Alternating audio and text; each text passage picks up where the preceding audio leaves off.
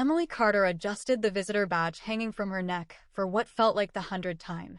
It was only her third day as a summer intern at Hamilton and Pierce Financial Group, one of Chicago's largest investment firms.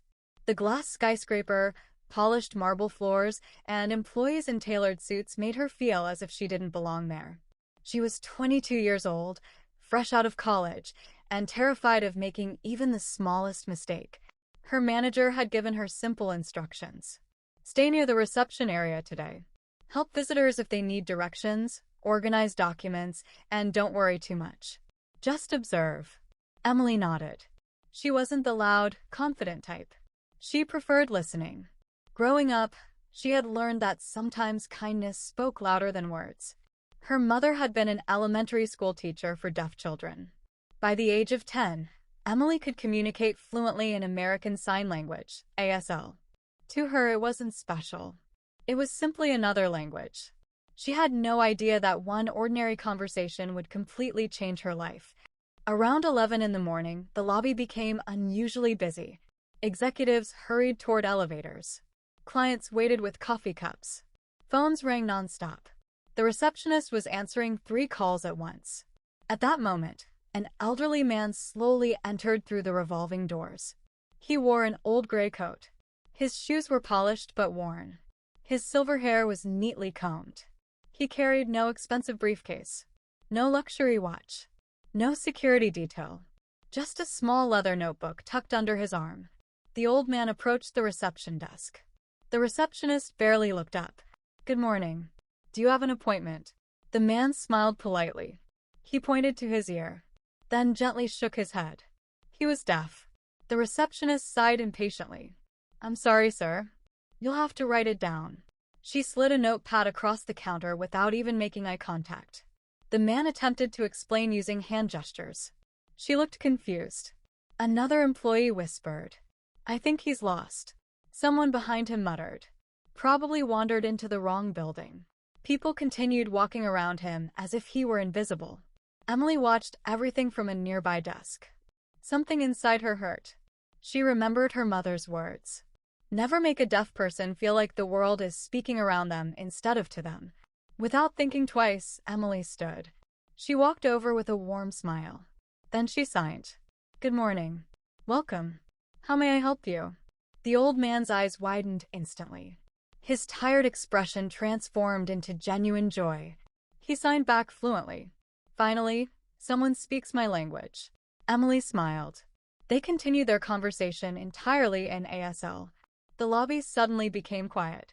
Several employees stopped walking. They watched in surprise. The old man laughed softly. Emily laughed too. For nearly 5 minutes, they chatted comfortably. She learned he had come to meet someone on the executive floor. His name was Mr. A.R. Thursday Brooks. She checked the visitor schedule. His appointment wasn't under Brooks. Instead, it was under another name. A. Harrison. She looked again. The appointment was with CEO's private office. Emily assumed perhaps Mr. Brooks was a consultant. She politely signed. "Your appointment is upstairs. I'll personally escort you." The old man smiled gratefully. They entered the executive elevator together. Several senior employees looked puzzled. Why was the intern escorting an elderly visitor herself? On the top floor, the atmosphere changed. Mahogany walls. Private conference rooms. Floor-to-ceiling windows overlooking Chicago. Emily guided him toward the executive suite. Before she could knock, the CEO himself opened the office door. David Harrison, one of America's most respected business leaders. Every employee knew his face from company newsletters. Emily froze. The CEO smiled warmly. Not at her. At the old man. Then, to Emily's complete surprise, the CEO hugged him. Not a polite handshake. A genuine embrace. The receptionist from downstairs happened to be delivering documents. She nearly dropped them. The CEO turned toward Emily. "Thank you for bringing my father." Emily blinked. "Your father?" The old man smiled and nodded. David Harrison continued. "My father lost his hearing 40 years ago. He rarely visits because people often ignore him. But today," he looked toward his father. He couldn't stop talking about the young intern who welcomed him like everyone else. Emily's cheeks turned bright red. I was only helping. The CEO smiled. No, you treated him with dignity. There's a difference. Later that afternoon, Emily returned to her small intern desk. She assumed the moment was over. Instead, at 3 p.m., she received an email. Subject: Executive Conference Room, 3:30 p.m. Her stomach dropped. Had she broken protocol? Was escorting visitors against policy? She nervously walked into the conference room. Inside sat every department director. The CEO stood at the front. She wanted to disappear. David Harrison smiled. Ladies and gentlemen, I'd like to introduce Emily Carter. She looked confused. The CEO continued.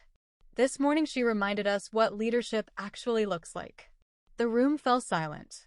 He wasn't talking about profits, or sales, or investments. He described exactly what had happened in the lobby.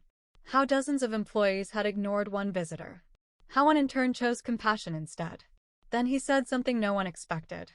I've spent 20 years building this company, but today, my father reminded me that kindness is our greatest investment.